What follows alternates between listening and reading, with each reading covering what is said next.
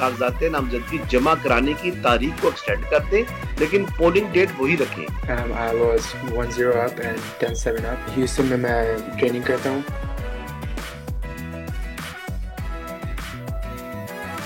आज का जो मर्द है वो औरत को इज्जत दे रहा है, तो उनको जब समझाओ कि भाई इस पे ठीक ठाक सजा होती है तो फिर उनका बुखार जरा होता है।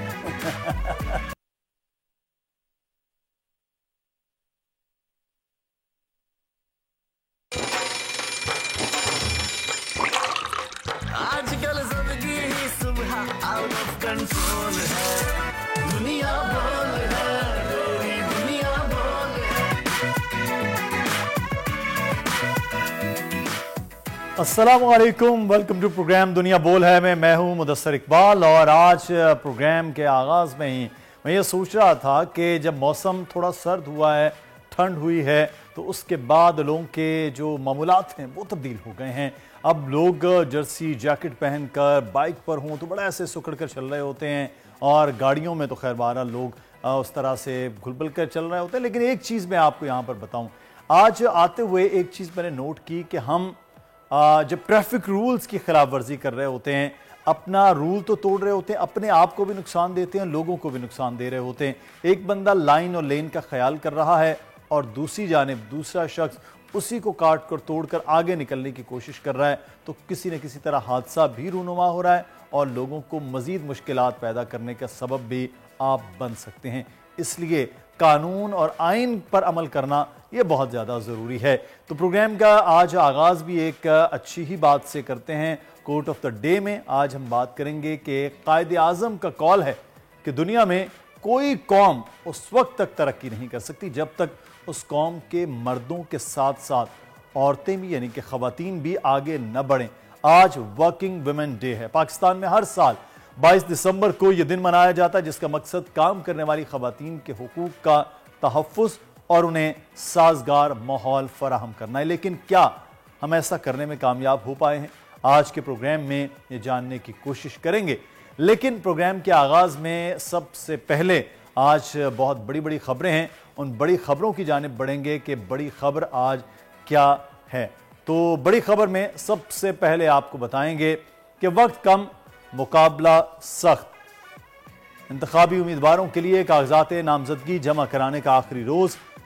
मियाँ साहब लाहौर और मानसेहरा से मैदान में। शहबाज शरीफ का लाहौर के साथ एक बार फिर कराची से किस्मत आजमाई का फैसला।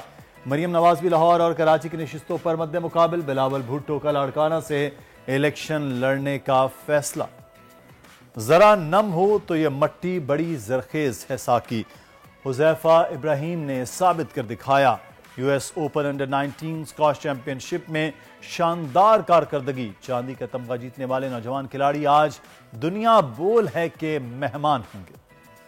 मुआशरे के लिए नाकाबिले कबूल को कबूल कराने का अज़्म। योशा हुसैन का मिशन। पाकिस्तान के पहले मर्द बैले डांसर से आज मुलाकात होगी। और बाइख्तियार ख़वातीन तरक्की याफ्ता मुआशरे की ज़ामिन वर्किंग वुमेन डे आज मनाया जा रहा है।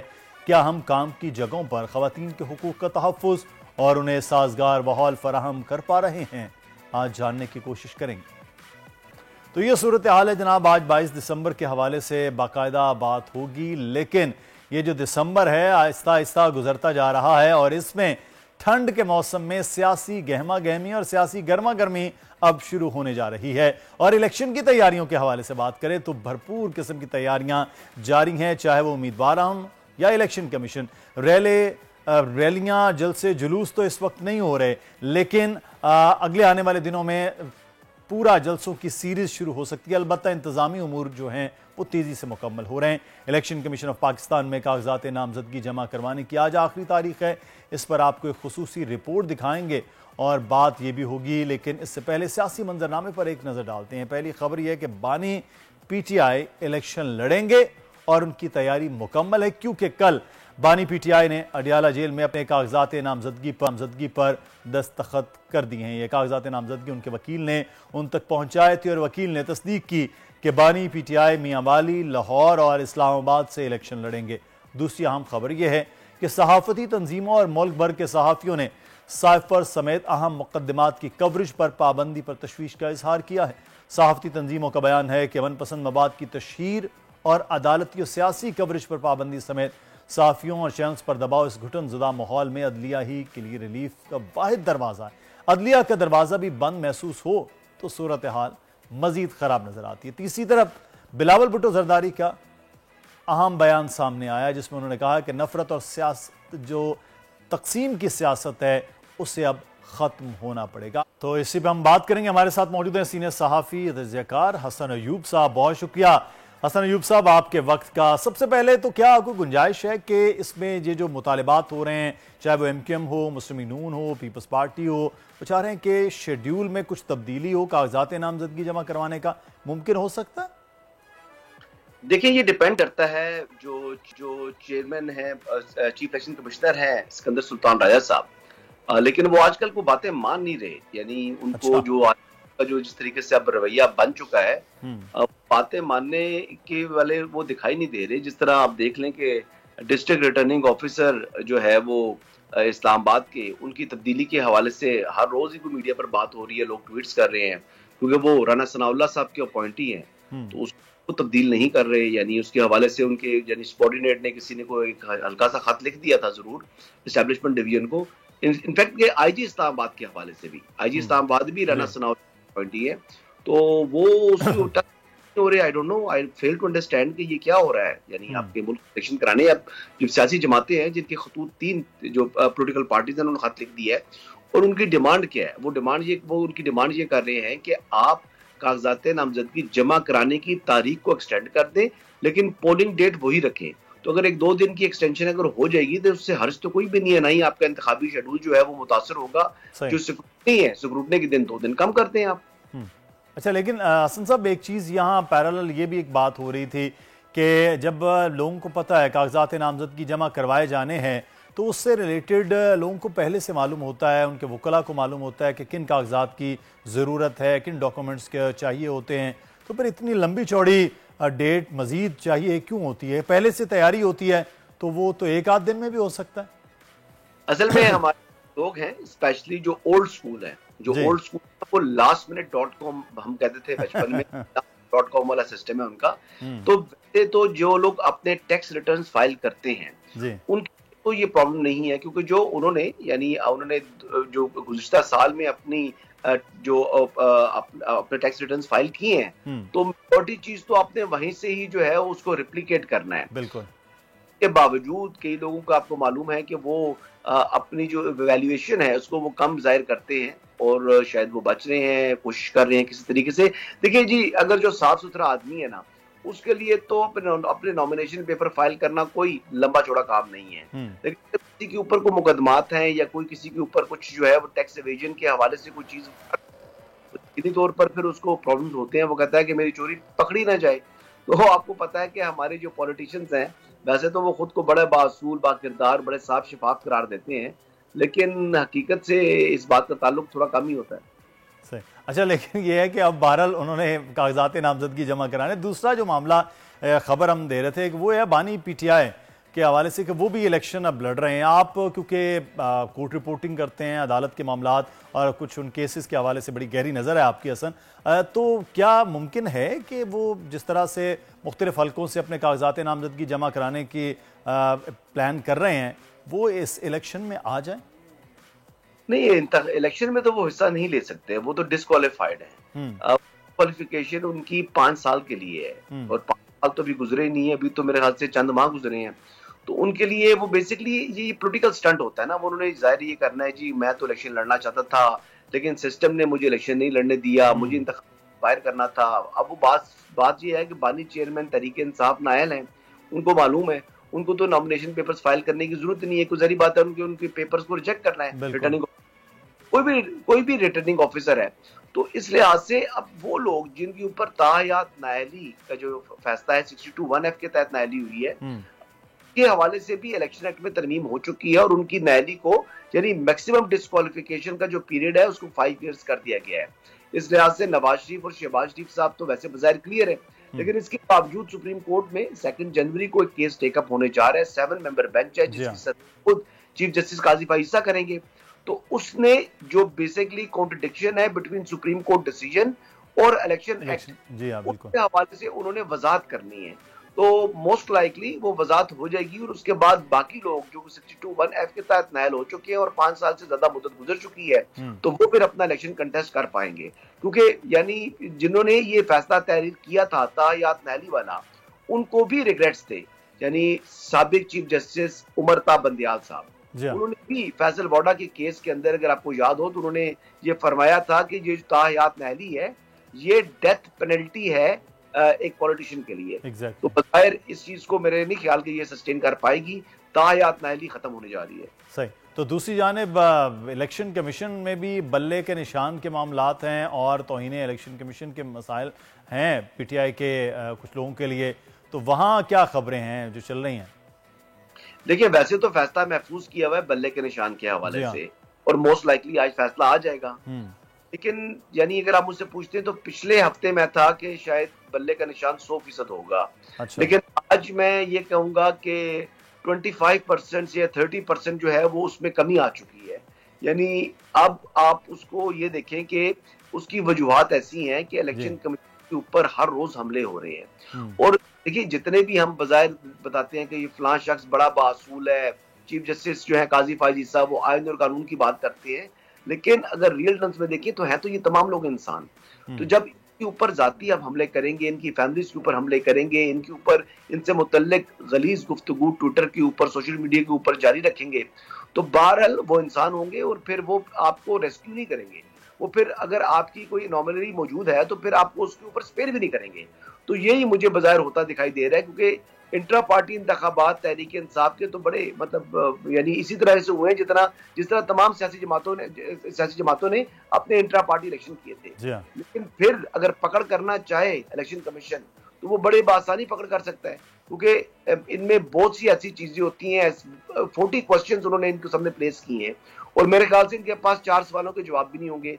आपने इलेक्शन भी करवाए, जब आपको मालूम है कि माहौल इस किस्म का बना हुआ है, तो फिर आप मुकाबले में उम्मीदवार खड़े कर देते हैं। इन्होंने आधे घंटे के अंदर अंदर जो है वो अपना पूरी इंट्रा पार्टी तरीके इंसाफ के इलेक्शन हो चुके हैं पूरे मुल्क के, जिसमें चेयरमैन भी बन गए, जिसमें बाकी तमाम लोग प्रेसिडेंट, वाइस प्रेसिडेंट तमाम लोग उन्होंने मुंतखब कर लिए। तो फिर आपने मुकाबले में किसी उम्मीदवार को, अकबर एस बाबर जिस तरह वो गए थे कागजात नामजदगी लेने के लिए इंट्रा पार्टी इलेक्शन के लिए, तो उनको आपने नॉमिनेशन पेपर भी नहीं दिए। फिर इन्हीं के अपने लोग यानी इनके अपने को 15-20 लोग हैं जिन्होंने चैलेंज कर दिया है। दीगर जमातों में और तहरीक इंसाफ में फर्क ये है कि उनमें भी इलेक्शन इसी तरीके से होते हैं, लेकिन वहां पर एक तो मुकाबले में उम्मीदवार खड़े कर देते हैं चाहे डमी हो, और दूसरा ये होता है कि वो उम्मीदवार इलेक्शन करके वो अपना रिजल्ट प्रोड्यूस करते हैं, फिर इनके वर्कर उसके खिलाफ शिकायत लेकर इलेक्शन कमीशन में नहीं जाते। तो यहाँ पीटीआई के अपने वर्कर्स जो है वो शिकायत लेकर तहरीक इंसाफ के खिलाफ वो इलेक्शन कमीशन में आ गए हैं। तो इसलिए अब प्रॉब्लम को ज्यादा बढ़ रहा है। शायद बल्ले का निशान, ये ऐसा भी मुमकिन हो सकता है कि बल्ले का निशान तहरीक इंसाफ के पास ना रहे। तो अगर बल्ले का निशान ना रहा तो फिर तो खासा एक मामला मुख्तलिफ हो जाएगा। फिर तो आज़ाद हैसियत में जो जहाँ खड़ा हो, तो फिर हसन अयूब साहब आपको पता है आज़ाद की तो फिर बहुत ज़्यादा अहमियत हो जाती है जीतने के बाद, और वही सबसे फिर पावरफुल होता है कि किधर क्या, और वो पाबंद भी नहीं होगा ना फिर आइन के मुताबिक किसी तरह भी। वो बिल्कुल अपनी पार्टी का पाबंद नहीं होगा, गो के उधर वो यही कहकर वोट ले कि मैं तहरीक इंसाफ का उम्मीदवार हूँ। अच्छा, प्रॉब्लम और भी आ जाएगा।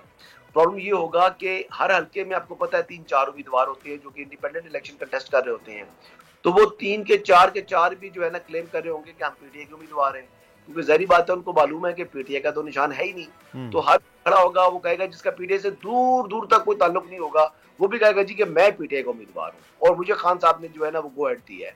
अब वो 4 बंदों में हो सकता है कि वो वोट अगर चाहे ऐलान करेंगे तो एक ही बंदे के पास वोट जाए, लेकिन 3 बंदे कुछ लोगों को तो गुमराह करेंगे ना, तो वोट तब फिर भी कम होगा। तो ये बड़ा एक फर्क है। यानी इनको बड़ी दानिशमंदी का सबूत देना चाहिए था। और मैं सबसे ज्यादा मुझे हैरानी इस बात की है कि एक वुकला की तो टीम है इनके पास, एग्जैक्टली, के बावजूद इतनी नलायकी कि इसका तसव्वुर नहीं किया जा सकता। यानी एक आम सा वकील भी हो तो वो कुछ चीजों को समझता है। जैसे तोशाखाना केस में बारी चेयरमैन की जो नाअहली हुई है, आप यकीन करें कि इन्होंने केस को मेरिट के ऊपर कंटेस्ट ही नहीं किया वुकला ने, ये टेक्निकलिटीज के पीछे घूमते रहे। इन्होंने कोई भी ऐसी बात नहीं की, यानी फॉर्म भी था तो इन्होंने कंपैरेटिव एनालिसिस के तौर पर, यानी अपने ही पार्टी के साबका जो 3-4 MNA या MPs थे उन्हीं के फॉर्म भी उठा के दिखा देते कि सर ये कंपैरेटिव एनालिसिस है, इसके ऊपर प्रेशियस आइटम के ऊपर लोगों ने चीजें जाहिर की नहीं है, ये स्पेसिफाई नहीं किया हुआ।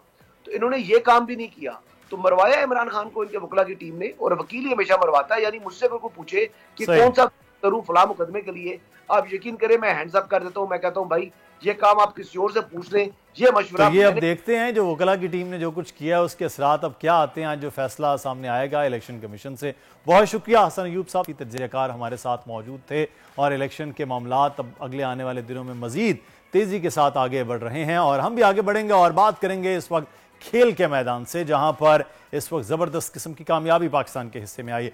ईमान शाहीन हो या फिर एहसन अयाज या फिर हुज़ैफा इब्राहिम, स्क्वाश के खेल में पाकिस्तानी खिलाड़ी आलमी सतह पर पाकिस्तान का नाम बुलंद करने में पेश पेश हैं। अमरीकी शहर फिलाडेल्फिया में US open under 19 squash championship में हुज़ैफा इब्राहिम शानदार खेल का मुजाहरा करते हुए मुसलसल 6 मैचेस जीतकर फाइनल में पहुंचे, और सनसनीखेज मुकाबले के बाद अमरीकी खिलाड़ी ऋषि श्रीवास्तव ने कामयाबी हासिल कर ली। हुज़ैफा इब्राहिम ने चांदी का तमगा जीतकर पाकिस्तान का नाम रोशन किया। हुज़ैफा इब्राहिम इस वक्त हमारे साथ मौजूद हैं। हुज़ैफा, सबसे पहले तो आपको बहुत बहुत मुबारक हो, जबरदस्त कामयाबी है, और स्क्वाश में जिस तरह हम वापस अपना समझ रहे हैं कि रिवाइवल हो रहा है, उसमें आपका भी बहुत बड़ा हाथ है, जिस तरह से आपने अंडर 19 में कामयाबी हासिल की है। तो ये जो मुकाबला है और अब पूरा टूर्नामेंट क्या ऐसा जबरदस्त और ऐसा कुछ नया था जो आपको सीखने को भी मिला है, और फाइनल में आप पहुंचे, बड़ा शानदार मैच भी आपने खेला, कैसा रहा ये एक्सपीरियंस? अस्सलाम वालेकुम। जी वालेकुम। मेरा एक्सपीरियंस बहुत अच्छा था। मैं लास्ट यूएस जूनियर में जीता था 2019 में अंडर 15 में, और अनफॉर्चुनेटली मैं इस दफ़ा नहीं जीत पाया, लेकिन अल्लाह ने इसी में कोई खैर खैरियत रखी होगी। मैंने सेकंड सीड को इस टूर्नामेंट में सेकंड सीड को हराया, फोर्थ सीड को हराया, और मैं 12 सीड था, और मैं फाइनल में I was 1-0 up and 10-7 up, और उसके बाद just couldn't get that right momentum, तो उसकी वजह से मैं नहीं जीत पाया। लेकिन इंशाल्लाह वर्ल्ड जूनियर्स है जुलाई में मेरी, तो उसमें मैं इंशाल्लाह पाकिस्तान का नाम रोशन करूँगा। तो वर्ल्ड चैंपियन में आप जुलाई में अब करने जा रहे हैं, तो क्या उसके लिए प्लान क्या कर रहे हैं? मैं यूएस में पढ़ता हूँ हाई स्कूल में, और अच्छा, ह्यूस्टन में मैं ट्रेनिंग करता हूँ।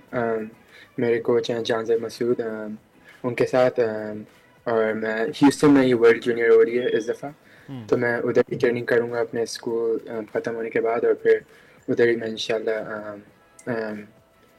वो वर्ल्ड जूनियर्स खेलूँगा अंडर पाकिस्तान ने। अच्छा। तो इंशाल्लाह अल्लाह ने चाहा तो मैं इंशाल्लाह वो जीतूँगा।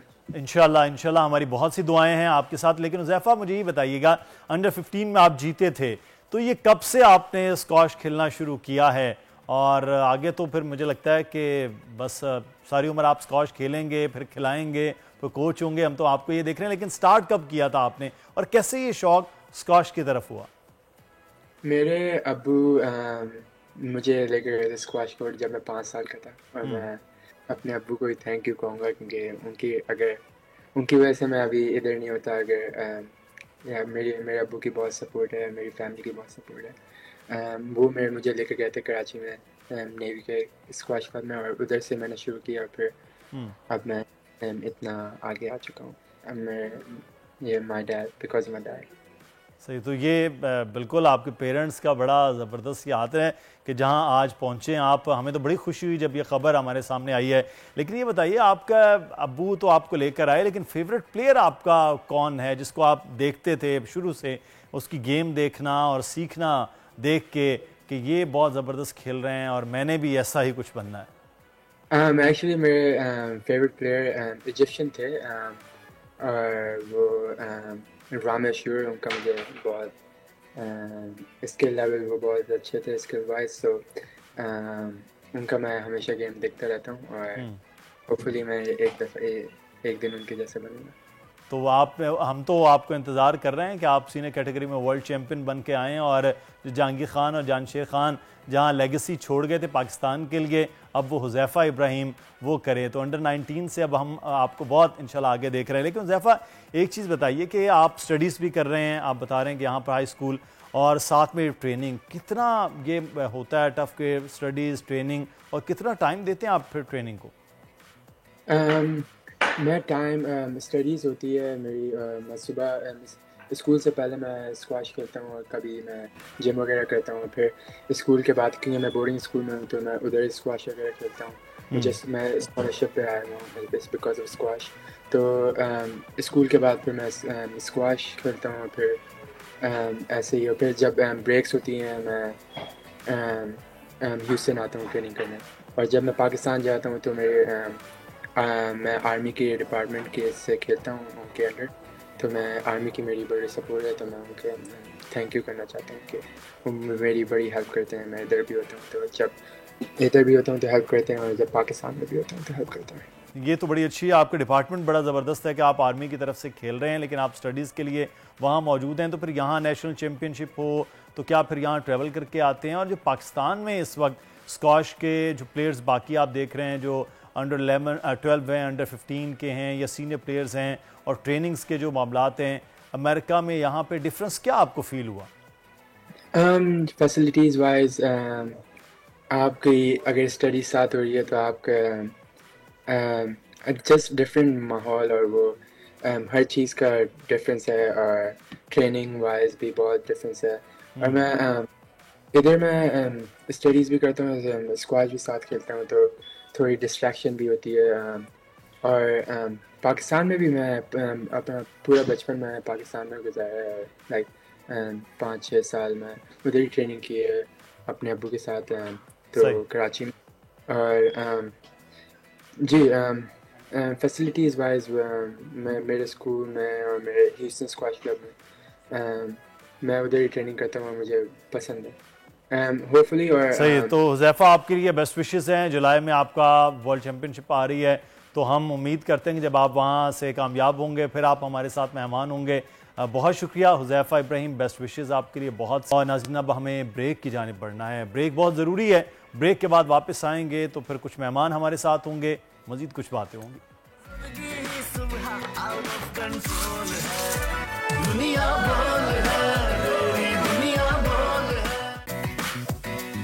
वेलकम बैक, दुनिया बोल है, मैं आपको खुशामदीद कहते हैं। और नाज़रीन, जब भी हम बात करें कि सोसाइटी और माशरे में आप कोई मुनफरिद काम करना चाहते हैं तो सबसे पहले तनकीद घर वालों के सामने आती है, और अगर घर वाले राम हो जाएं तो माशरे में लोग आपको बात बात पर तनकीद करते हैं। आज हमारे साथ स्टूडियो में मौजूद एक पाकिस्तान के ऐसे शख्स हैं जो पाकिस्तान के पहले मर्द बैले डांसर युशा हुसैन हैं। युशा, आपको वेलकम करते हैं, आप हमारे साथ मौजूद थे। बैले डांस के हवाले से ख़वातीन, नाज़रीन, आपने ज़्यादा देखा है कि वो मशहूर है, मगर ये पहले पाकिस्तानी मर्द हैं जो कि अपने फ़न से लाखों दिलों पर राज करते हैं। युशा, ये बैले डांस तो स्पेशली फीमेल के साथ जुड़ा हुआ कि जिन्हें वही होंगे, आपको ये ख्याल कब आया, कैसे आया, कब से शुरू किया है? यार बैले डांस तो आई गेस मैं 3 साल से कर रहा हूँ, बट डांस तो बचपन से ही कर रहा हूँ। I was in I think KG1 और KG2, तो उस टाइम फिल्म पे यानी टेलीविजन पे माधुरी को देखना, रेखा को देखना। और हमारे पाकिस्तान के इतने लेजेंड एक्टर्स हैं जो हमारे अब बीच में नहीं हैं। मैडम रानी हैं और मैडम मुमताज़ हैं, उनके जो आइकॉनिक गाने, ऑनेस्टली बताऊँ तो जो बचा समथिंग, जो इतने खूबसूरती जिसे बोलते हैं, नज़ाकत जिसे बोलते हैं, एक डांस की एलिगेंसी नज़र आती है, तो हमारे यहाँ पाकिस्तान में ही है। फिर से खूबसूरती, एलिगेंस, ऐसी उम्राव जो आधा भी हमारे पाकिस्तान को अभी तक कहीं नहीं बन पाई है। रानी की जो ऑब्वियसली, सीरियसली, तो उससे थोड़ा सा अपने आप को डेवलप करा कि यार थोड़ी सी अदा, थोड़ी सी नज़ाकत ज़रूरी नहीं है। अब हमारे देखा जाए तो लड़की ही बैली डांस कर सकती है, या फिर लड़की ही कथक परफॉर्मेंस वगैरह कर सकती है, या कुछ और डांस वगैरह कर सकती है। हमारे पाकिस्तान में कॉम्पिटिशन्स हैं, बट ऐसे बहुत से मोटिव्स हैं, स्टीरियोटाइप्स और टैबू। लड़की ये कर सकती है, लड़का ये कर सकता है, डिमोटिवेट करना, और उसके अलावा बाय रूल्स हमको अलग अलग कर दिया जाता है। लेकिन ज़माना चेंज हो चुका है, 2013-24 आने वाला है ऑब्वियसली, सो माशरा चेंज हो चुका है। अच्छा, आप अभी 3 साल से आप कह रहे हैं कि बैले डांस करें, उससे पहले आप डांस की किसी खास स्पेसिफिक मतलब वो कर रहे थे, क्या क्या कर रहे थे उससे पहले जितने साल से डांस? उससे पहले तो बेसिकली मैं फ्री स्टाइल, तो बेसिकली मैं क्लासिकल डांस परफॉर्मेंस करता था, कथक वगैरह, या कथक हो गया, सूफी परफॉर्मेंसेस हो गई, मैं बहुत जगहों पे करी हैं। एंड उसके अलावा मैंने अपने टीचर से फोक डांस, हमारे यहाँ खटक हो गया, बलोची हो गया, भंगड़ा हो गया, और बहुत सारे ऐसे फॉर्म्स हैं, झूमर है, घूमर है, और उन टीचर से वगैरह से यही सीखा था। तो बट उसकी परफॉर्मेंस वगैरह बहुत जगहों पे करी है।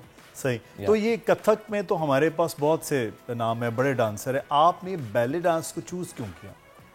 हमारे पास ऑब्वियसली यानी कथक पे तो बेइंतहा है, यानी एक्सट्रीम लेवल पे ही है, पाकिस्तान में तो है ही, बट बैली डांस मेरी जो एक बहुत ज़्यादा जो दिल के करीब हैं, जो मेरी जान है, या मैं उनको अपना टीचर ही मानता हूँ, जो मेरी इंस्पिरेशन है, इंडिया के फर्स्ट बैली डांसर हैं ईशान हिलाल। हाँ, तो मैं उनको देख के बहुत इंस्पायर हुआ हूँ। अच्छा। कि यार लगता नहीं कि यार कोई लड़का अगर नज़ाकत दिखा भी रहा है ना, तो अदा नजर नहीं आती। अच्छा। अलग टाइप की, कि यार एक लड़का अपनी आंखों से कितना खूबसूरत खेल रहा है। एक वो ना ऑनेस्टली बताओ, एक समा बांध देता है। एक बॉक्स के अंदर एक बॉक्स में खड़ा हुआ है, और उसको चारों तरफ से लोग देख रहे हैं, और लोग उसको शाउट आउट दे रहे हैं, उसको सपोर्ट कर रहे हैं, तो वो उसको एक निखार मिलता है एक डांसर को। इसी तरह जब तक आपको एक सपोर्ट नहीं मिलती, आपको यानी शाउट आउट्स नहीं मिलते हैं, या फिर आपको देख के कोई खुश नहीं होता, जब तक आप कुछ बन नहीं सकते हो। अच्छा, लेकिन हमारे मुआशरे में, सोसाइटी में बहुत मुश्किलात इसमें। सबसे पहले घर में, फिर उसके बाद बाहर निकलेंगे, आपको स्कूल, फ्रेंड्स, दोस्त, ये वो, फिर उसके बाद ओवरऑल आप जो परफॉर्म करें। जब आपने स्टार्ट किया, और ये चले शौक और बात है, लेकिन प्रोफेशन में जो, तो घर वालों से जो सपोर्ट और मुश्किल दोनों, वो कैसी थी? टू बी वेरी ऑनेस्ट बताऊं तो मेरा भाई आज तक मुझसे बात नहीं करता घर में से, तो अच्छा, स्टिल सपोर्ट नहीं करता। बट हाँ, आफ्टर सम टाइम कोई थोड़ी सी एक्सेप्टेंस आ गई, जब उसने टेलीविजन पे देखा, बहुत सारे ऐसे बड़े प्लेटफॉर्म के इंटरव्यूज़ देखे, और अच्छी जगह परफॉर्मेंस करते हुए देखा, तो भाई वाज लाइक कि हाँ, अब तुम कुछ अपने गोल्स अचीव कर रहे हो, जो मैं तुम्हें मना करता था। तो मेरी स्टार्टिंग से मेरी सिस्टर और मेरी मॉम मुझे बेइंतहा सपोर्ट करते थे। अच्छा। और डैड तो ऑनेस्टली बताऊं तो कभी कुछ मेरे कॉस्ट्यूम में कोई चीज़ कमी है, मैंने वो चीज़ वहाँ देखी थी, तो तुम जाके ले लो, अगर मैं नहीं भी ले पा रहा हूँ, रेडी खुद लेके आ रहे हैं मेरे लिए। अच्छा। समथिंग ऐसे कॉस्ट्यूम्स मेरे बहुत सारी ऐसी चीज़ें हैं जो भी रिसेंटली इंटरव्यूज़ हुए हैं, उसमें बेल्ट्स हैं, कुछ हाथों की ऐसी चीज़ें डैडी लेके आए मेरे। सो घर में सपोर्ट पहले नहीं थी, यानी आफ्टर बहुत साल लगे मुझे उस चीज़ को एक्सेप्टेंस करवाने के लिए। डांस के लिए तो शुरू से मुझे मना करा गया था कि नहीं करो, बिकॉज डांस हमारे माशरे में देखा जाए तो हमारी फैमिली में आज तक किसी ने करा ही नहीं है। डांस होता है क्या है पता नहीं, खड़े हो जाओ तो बस कमर हिल रही है, हाथ हिल रहे हैं, that's called a dance. But उसको सीखने के लिए थोड़ा सा बोलते हैं ना, पहाड़ खोदना पड़ता है। Exactly. तो ऑब्वियस मेरे लिए भी वो तो शादी ब्याह की खुशी में ऐसे हल्का फुल्का किसी ने डांस कर लिया, अदरवाइज तो ये तो फिर घर वालों को आहिस्ता आहिस्ता कर रहे थे, लेकिन दोस्त अहबाब, सोसाइटी, वहाँ से तो बड़े फिक्रे भी कसे जाते हैं, बड़ी बहुत सी बुरी बातें की जा रही होती हैं कि आपको फन को फन नहीं समझ रहे, वो आपको कुछ और समझ रहे होते हैं। तो ये कितना मुश्किल था? हाँ, स्टार्टिंग थोड़ी सी टॉन्टिंग सुनने को मिली, बहुत सारे ऐसे तंज कसे गए, और नहीं चुप रहा, और ओके जवाब नहीं भी दिए, तो जवाब अगर नहीं भी दिए तो आज सबके सामने हूँ और बहुत सी ऐसी जगह पे हूँ, तो एक मकाम मिल गया। तो उनके लिए वही थोड़ी सी शटअप कॉल थी मेरी तरफ से। तो बस पहले तो बहुत ऑब्वियसली पीछे बात पे आता हूँ कि तंज कसे गए, तो किसी ने कुछ गलत वे में बोला कि डांस क्या चीज़ है, तुम नचनिया बनना है, भांड हो, पता नहीं वॉट एवर, ऐसे बहुत सारे स्पेसिफिक वर्ड्स बोले जो एक लड़की का एक लड़का भी सुनना पसंद नहीं करेगा। यार हम आपको सपोर्ट नहीं कर रहे, लेकिन अगर सपोर्ट कर भी रहे हैं बैकफुट होके, तो आपको पीछे से होता है ना, पेड़ मारता है। मैं ये सिर्फ जानना चाहूँ कि क्या ऐसे जुमले होते हैं जो इस किस्म के, बहुत से ऐसे बच्चे होंगे, लड़के होंगे जो देख रहे होंगे, इवन लड़कियां भी, वो डांस में आना चाह रहे हैं, लेकिन वो बड़ा एक ख़ास तौर पे मर्दों के लिए वो ऐसा होता है कि वो बेचारे ना दब के, अपना फ़न भी अंदर है, अपना मन भी अंदर है, कि वो रुक गए हैं। क्या ऐसी चीज़ें होती हैं जो कसे जाते हैं जुमले, ऐसी बातें की जाती हैं जो नाकाबिले बर्दाश्त होती हैं?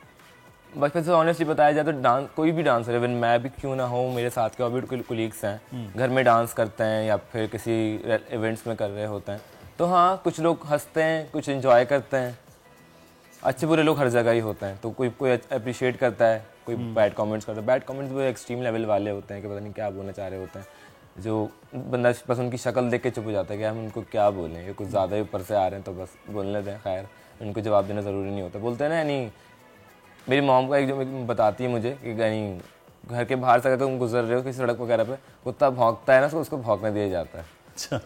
उसको पत्थर मारोगे आपको पलट के वो हो सकता है काट भी लेगा वरना।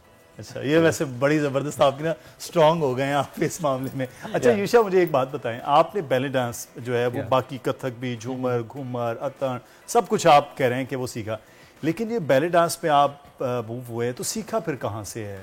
आपके इंस्पिरेशन तो चले इंडियन बैले डांसर हैं, लेकिन सीखा आप वहाँ, आप उनकी मुलाकात तो नहीं आपने? मेरी आज तक उनसे मुलाकात तो रही, इंशाल्लाह फ्यूचर में कभी हुई तो इंशाल्लाह उनको अपना टीचर मानता हूँ। तो लेकिन सीखा आपने फिर कैसे है? खुद से उनकी वीडियोस देख के और कुछ अपने मेरे सर वहाब शाह हैं उनसे कुछ बेसिक सीखी। हैंड मूवमेंट्स होते हैं उनके, स्नेक हैंड्स होते हैं और उसकी एक मुद्राएं होती हैं और उसकी एक तकसीम होती है। माया बेसिकली हमारी पूरी बॉडी के स्ट्रक्चर को देखा जाता है, यानी कमर की मूवमेंट्स को होती हैं, हमारी वेस्ट की जो मूवमेंट होती हैं, तकसीम, माया, शिमी, बहुत सारी ऐसी चीज़ें होती हैं। तो उसका कंट्रोल मैंने अपने सर से सीखा था। अच्छा। या तो उसकी बेसिक पता चली, उसके बाद नॉन स्टॉप यूट्यूब पे देख के नॉन स्टॉप, मैंने रात में बैठा हुआ हूँ, शाम में बैठा हूँ, तो बस नॉन स्टॉप में वीडियोस देख ही रहा होता हूँ, तो बस वहाँ से कुछ एडॉप्ट करता रहा आहिस्ता आहिस्ता। अब आप तो पाकिस्तान के पहले मर्द बैले डांसर हो गए हैं लेकिन बाकियों ने जब सीखना हो तो कोई आप अब सिखाने का काम स्टार्ट कर रहे हैं? कोई आपसे कोई सीख रहा है? बहुत से लोग हैं जो मुझसे सीखना पसंद करते हैं और सीख भी रहे हैं। कम से कम मेरे 11-12 स्टूडेंट्स होंगे। अच्छा। या जैसे मैं होम बेस्ड क्लास देता हूँ अपने घर में भी, बहुत से लोगों के घर में घर भी जाता हूँ सिखाने के लिए। तो हाँ, एक अच्छा लगता है, कुछ लोग अप्रिशिएट करते हैं और कुछ लोग जब परफॉर्मेंस कर रहा होता है अलग नज़र से देखते हैं, यार एक लड़का स्टेज पे क्रॉप टॉप पहना हुआ है, फ्रॉक पहना हुआ है, प्रेजेंट तो काफ़ी अच्छा करे, लेकिन ये कैसा लग रहा है? तो हाँ, वो अच्छा भी, दिल में अच्छा लग रहा है, तो उनको हम जवाब नहीं दे रहे कि हाँ चलो okay thank you so much, हम जैसे भी लग रहे हैं हम अपने आप में खुश हैं। असल में हमारा ये है कि हम डिस्को भी, पॉप भी, हिप हॉप भी सब कुछ कबूल कर रहे हैं, लेकिन जहाँ बैले डांस की, कथक की, वो अभी तक भी सोसाइटी शायद उसको कबूल नहीं कर रही कि मेल डांसर ये क्यों कर रहा है। बाकी फिल्म में देखते हैं यार बड़ा अच्छा डांसर है, लेकिन जैसे बैले डांस में आएगा तो लोग बिल्कुल अजब से उससे रिएक्ट करेंगे। यही आपके साथ भी हो रहा है। अच्छा, मुझे ये बताइए कि परफॉर्मेंसेस कहाँ कहाँ आपने की हैं, और जो सबसे बड़ी परफॉर्मेंस हो, बड़ा अच्छा लगता है ना, स्टैंडिंग ओवेशन होती है, वो कोई यादगार कहाँ सबसे बड़ी परफॉर्मेंस? आई थिंक कुछ महीनों पहले ही आर्ट्स काउंसिल में इंटरनेशनल डांस डे हुआ था। जी बिल्कुल। सो मैंने वहाँ पे परफॉर्मेंस करी थी, तो आई डोंट नो कितनी ऑडियंस बैठी हुई थी, मेरे लिए एक कॉन्सर्ट वाला समा था, बस सामने फ्लैश लाइट हज़ारों की तादाद में बस मुझे नज़र आ रही थी, जो मेरे लिए आई थिंक जली भी थी, फ्लैश लाइट जलाई हुई थी, आई डोंट नो, बट एक मेरे लिए बेस्ट मोमेंट था वो। इतना क्राउड मेरे मुंह के सामने था, कलरफुल लाइट्स मेरे ऊपर जगमगा रही है, मेरा ड्रेस फुल चमक रहा था, थोड़ा सा मैं भी चमक रहा था, चमक रहा था उस दिन, लेकिन जब आप डांस कर रहे हैं, परफॉर्मेंस करके जब हटा हूँ, थोड़ा सा बाउ डाउन हुआ करने के लिए, तो वंस मोर यू शा, हर कोई मेरा कोई नाम दे रहा है, कोई वंस मोर, कोई पता नहीं क्या क्या सीटियाँ बज रही हैं। अच्छा। इवन पार्टी पॉपर्स तक फटे हैं मेरी परफॉर्मेंस में, जो मैंने सोचा भी नहीं था कि साइडों से नहीं, किसी और के लिए हुआ भी नहीं था। तो एक मेरे लिए बड़ा बेस्ट मोमेंट था वो, तो काफ़ी अच्छा लगा कि लोग इतना अच्छा अप्रिशिएट कर रहे हैं। तो वहाँ के अननोन लोग थे जिन्होंने सोशल मीडिया ऐप पर उठा के स्टोरीज लगाना स्टार्ट कर दी थी, तो साथ साथ टैग कर रहा है, वाज लाइक मैं सबको देखे जा रहा हूँ, उठा के अपने इंस्टाग्राम पे, फेसबुक पे कितने लोगों ने टैग करा हुआ, तो बहुत एक हौसला मिला कि हाँ यार आई एम अचीविंग समथिंग। तो ये तो बड़ा ज़बरदस्त है कि अगर आपकी इस तरह के परफॉर्मेंस से लोग जो हैं वो हौसला भी मिल रहा है, लोग अप्रिशिएट भी कर रहे हैं, तो मतलब कम से कम चीज़ें कुछ ना कुछ बदल रही हैं ना, लोग डांस देखने वाले भी। अच्छा, एक चीज़ है कि डांस के हवाले से हमेशा ये कहा जाता है कि अच्छा और खूबसूरत और नज़ाकत का ये काम है डांस। ये आम आदमी के, बल्कि ये तो नवाबों के देखने की चीज़ हुआ करती थी माजी में, ये तो ऐसे कोई है चीज़ नहीं। अब वो क्या उतनी अहमियत भी मिलती है, सिर्फ यार डांसर अच्छा ठीक है बस सोसाइटी में, ये मैं एक्सेप्टेंस के हवाले से बाय प्रोफेशन, मतलब लोग पूछते हैं आप क्या करते हैं, मैं डांसर हूँ, नहीं इसके अलावा क्या करते हैं, भाई मैं डांसर हूँ, ये वाली एक्सेप्टेंस हो गई है सोसाइटी में? एक्सेप्टेंस आहिस्ता आहिस्ता हो गई है, हाँ। पहले बहुत लोग बोलते हैं डांस के अलावा भी कुछ करो, कोई जॉब करो, लाइक यार 10 साल गुजार दिए इस लाइन के अंदर और एक अच्छी अर्निंग हो भी रही है, तो ज़रूरी नहीं कि आप जॉब करो।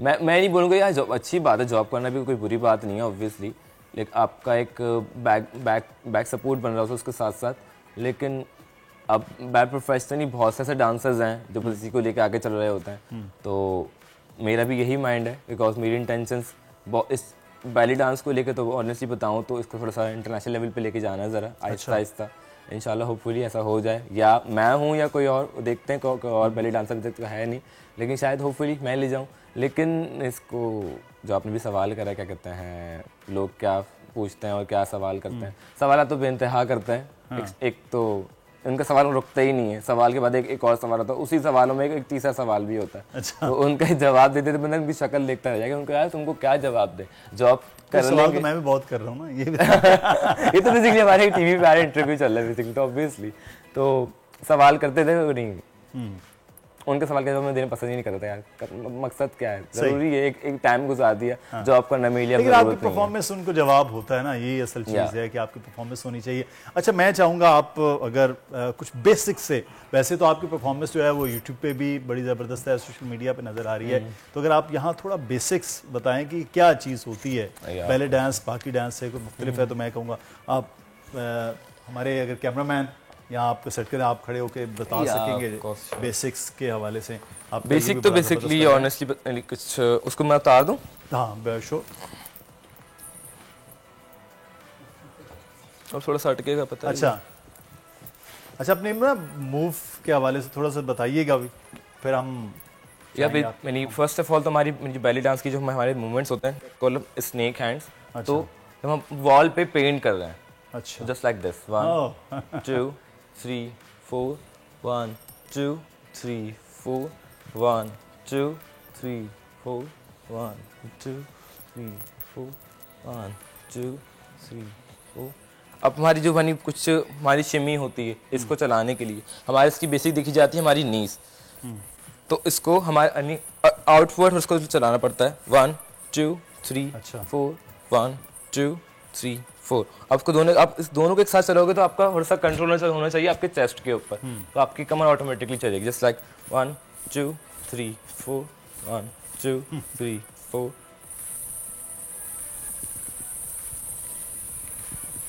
Just like this.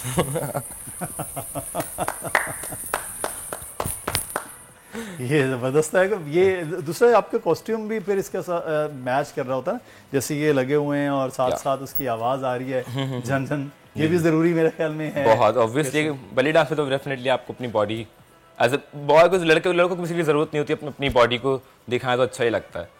लड़की अपने को कवर अप कर रही होती हैं, तो ऑब्वियसली उनका एक बॉडी वाइज उनका थोड़ा स्ट्रक्चर डिफरेंट ही होता है। जैसे ब्रॉड होती हैं, लड़कों को थोड़ा ब्रॉड होने की जरूरत नहीं होती है, और ऑब्वियसली इतने ब्रॉड होता है। फ्लेक्सिबिलिटी के लिए फिर एक्सरसाइज करते हैं अलग से पैरेलल कुछ, या मैक्सिमम 1.5 घंटे की एक्सरसाइज होती है। अच्छा, या तो खाने पीने में फिर बहुत एहतियात करते होंगे ना? मैं ऑयली नहीं अगर बेली से बेला नजर आए तो वो कमर से कमरा बन जाती है, पता है, फिर बहुत अजीब लगता है फिर। हाँ बंदा पतला दुबला है, फिर अचानक से इतना लंबा मटका रखा बीच में, वो अजीब लग रहा है। फिर बहुत ज्यादा एहतियात करते हैं? बेइंतहा एहतियात है। अच्छा, बहुत ज्यादा ही है।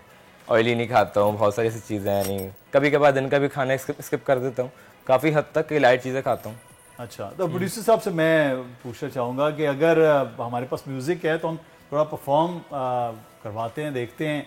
युषा अगर हमारे साथ मौजूद हैं जी। अच्छा, म्यूज़िक के अंदर अब बैठिए। अच्छा, मुझे एक चीज़ यहाँ पर युषा ये बताइए कि किस एज से ये डांस सीख जा सकता है?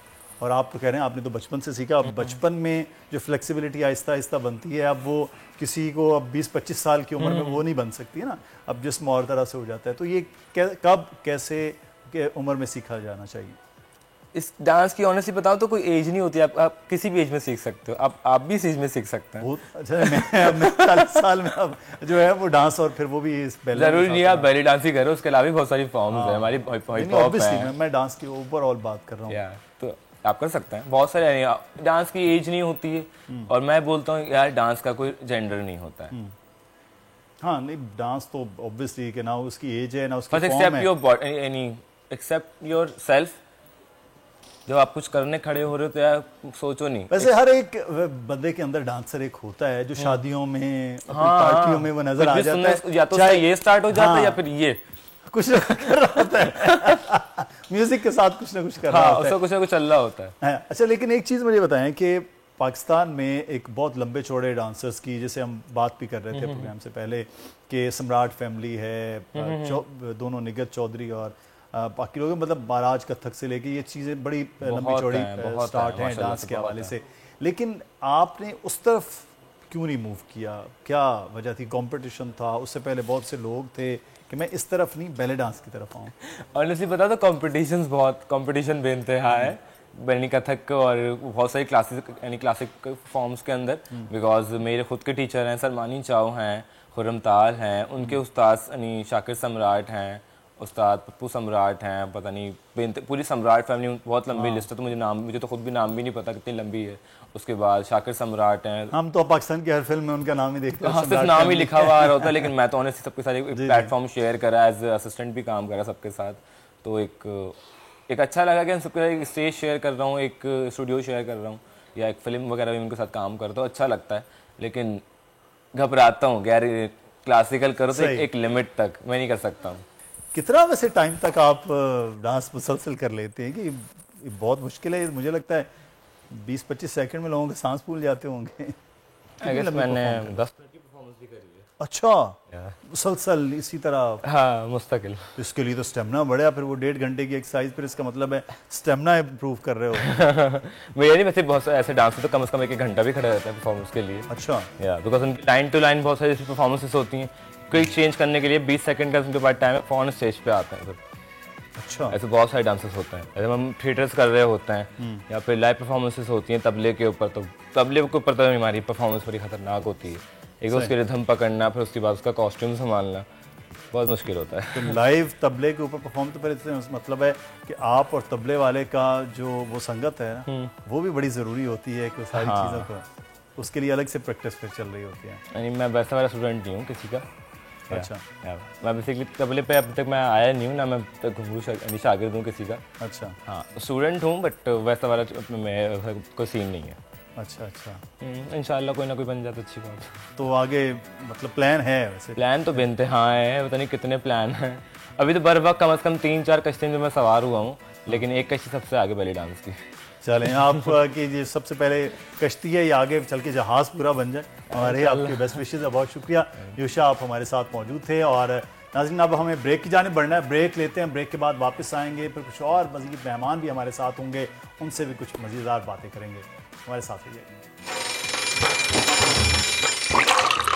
आजकल जिंदगी ही सुबह आउट ऑफ कंट्रोल है, दुनिया बोल है, तेरी दुनिया बोल।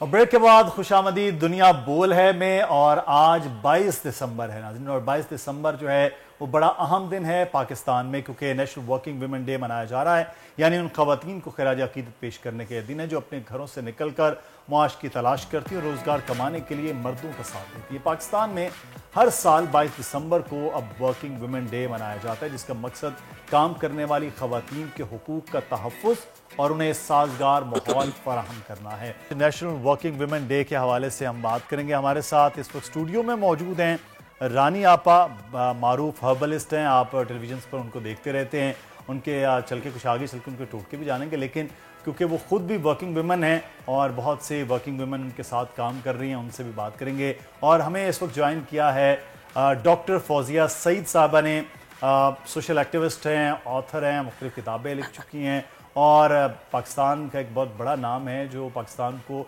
इंटरनेशनली सर्व कर रहा है। डॉक्टर फौजिया सईद, बहुत शुक्रिया आपके वक्त का। डॉक्टर फौजिया, 22 दिसंबर आपके दिल के बहुत करीब है, लेकिन कहीं ना कहीं कुछ ना कुछ मेरे भी दिल के करीब है। हम भी इस दिन की कोशिशों में एक बड़ा लंबा अरसा हमने गुजारा और काम किया है, लेकिन जो ये सोचा था कि वर्किंग वुमेन डे एक हो, सेक्सुअल हरासमेंट के जो मामलात हैं स्पेशली एट वर्क प्लेस, उसको ख़त्म किया जाना, आहिस्ता आहिस्ता उनके लिए पूरा एक प्लेटफॉर्म बनना, फिर उसको पाकिस्तान पीनल कोड तक लेकर जाना, एक बड़े एक जदोजहद है।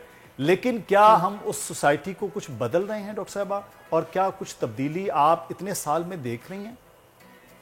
बिल्कुल देख रहे हैं। और बड़े हमारे सामने उस जमाने में लोग कहा करते जी लॉ तो बनता ही रहता है, इम्प्लीमेंट नहीं होते, लेकिन अब हम देख रहे हैं कि लॉ बना, उसकी इम्प्लीमेंटेशन पहले वॉलंटरली लेवल पे हुई, बहुत इदारों ने की, फिर जब लॉ ने रिक्वायर कर दिया और हमने भी पीछे पड़ना शुरू किया फैक्ट्रीज के, और तो अब तो बहुत कॉमन है कि सेक्सुअल हरासमेंट पॉलिसी जो है वो लागू हो। बैंक्स हैं, बेतहाशा गवर्नमेंट ऑफिसेज हैं, और हजारों की तादाद में केसेस आते हैं।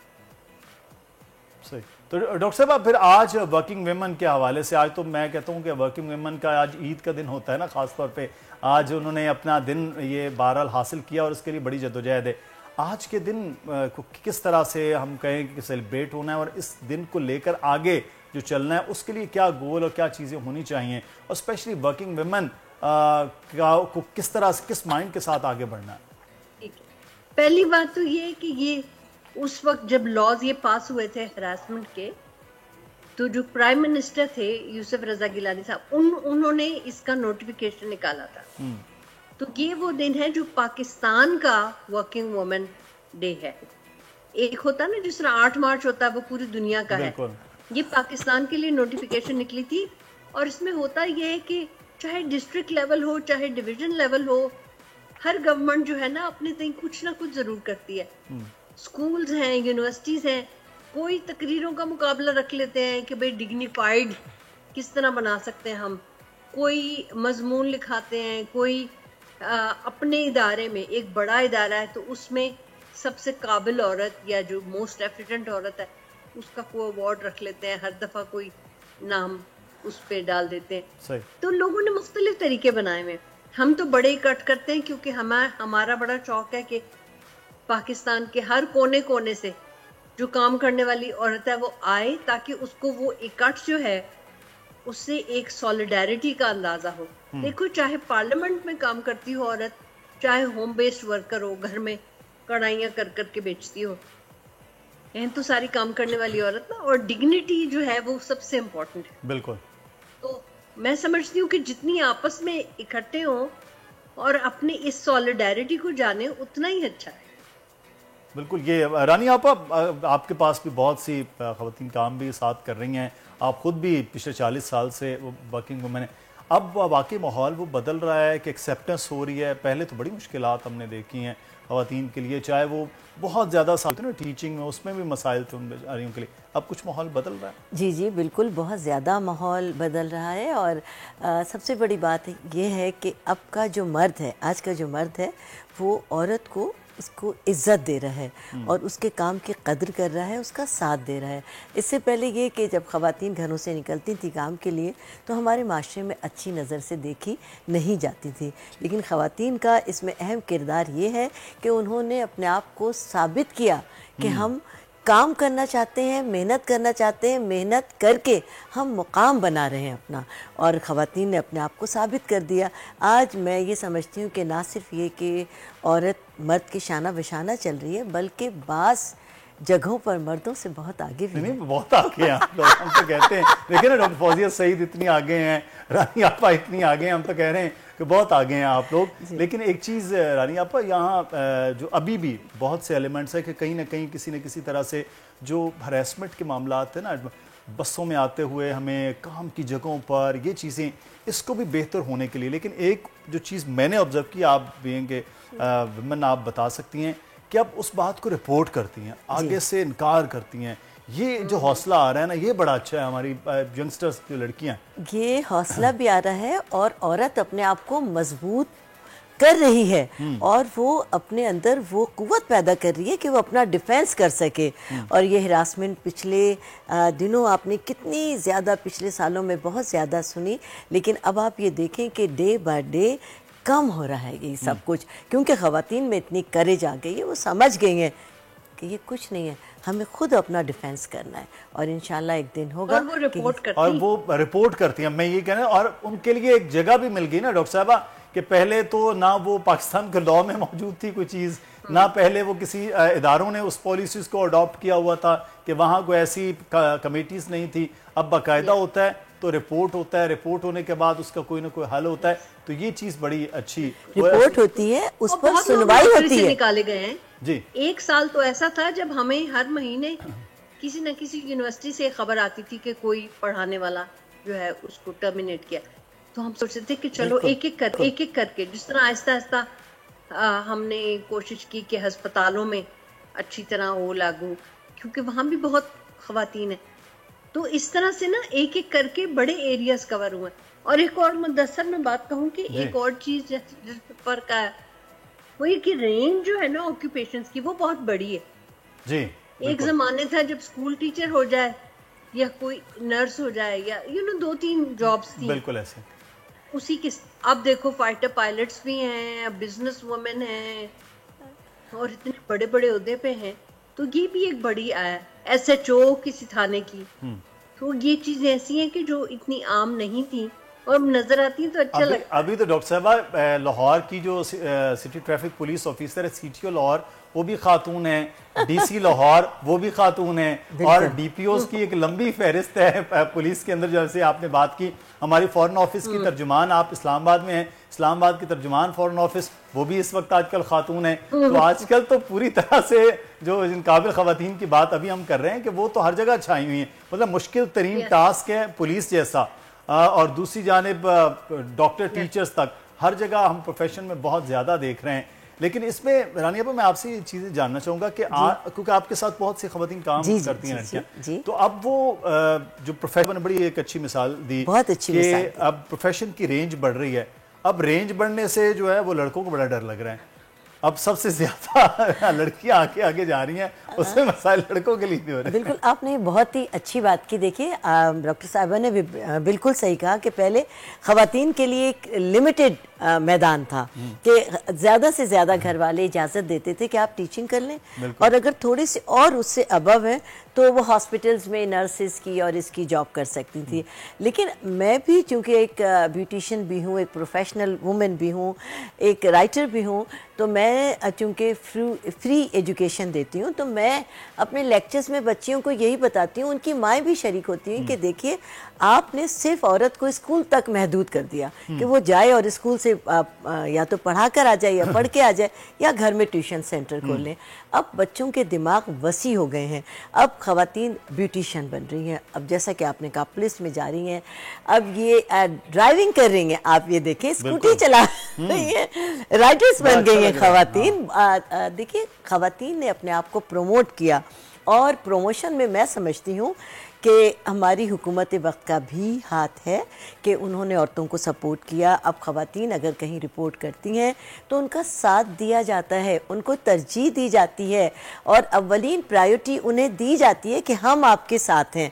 इससे खवातीन का एतमाद बहाल हुआ, और अगर ऐसे ही रहा तो इंशाअल्लाह वो वक्त दूर नहीं है। और ये बड़ी कोशिशों और बड़े एक लंबे जो है ना वो जद्दोजहद के बाद यहाँ तक ये मामला पहुँचा है। वरना तो हमने देखा कि इंटरनेशनली बहुत से ममालिक में ख़वातीन को वोट का हक हासिल करते हुए भी पिछली सेंचुरी में एक बड़ा वक्त लगा, और आज यहाँ लेजिस्लेशन करती हुई भी पाकिस्तान में ख़वातीन नज़र आ रही हैं, चाहे वो किसी भी जगह हो। लेकिन डॉक्टर साहब मैं एक चीज़ आपसे है कि अभी भी वक्त बहुत है, अभी भी काम करने का बहुत है।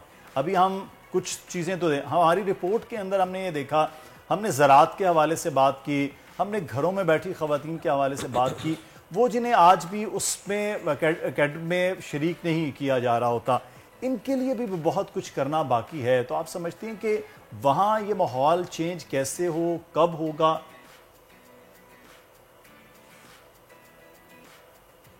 अच्छा डॉक्टर फौजिया सईद साहब से हम दोबारा से रब्ता करते हैं। अच्छा मैंने जो आपकी रिपोर्ट देखी इसमें मैं आपके साथ बात करना चाहूँगी कि मेरा चूँकि पार्लर है अल्हम्दुलिल्लाह 40 साल से, रानीस ब्यूटी सैलून के नाम से, ज़ाहिर एक अरसा ज़िंदगी गुजर गई। मेरे पास इसी महीने दिसंबर में एक लड़की मुल्तान से आई, सराय की लड़की। अच्छा।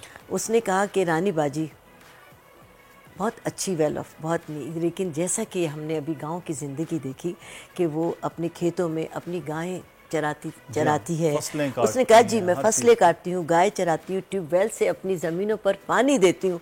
उसने अपनी मुझे एक बहुत लंबी चौड़ी दास्तान बताई, लेकिन उसने कहा कि मैं इस लाइफ से फेड अप हो गई हूँ और मैं चाहती हूँ कि मैं बाहर निकलूँ, मुझे ब्यूटिशियन बनने का शौक़ है, और मैं सिर्फ 1 से 1.5 महीने के लिए आई हूँ, और मैं उसका नाम भी अगर हो तो मैं बता दूँगी। बहरहाल वो आई, उसने 1.5 महीने में इतनी लगन से काम सीखा मेरे साथ। अच्छा मुझे बातें बताती रही, उसके बाद वो चली गई।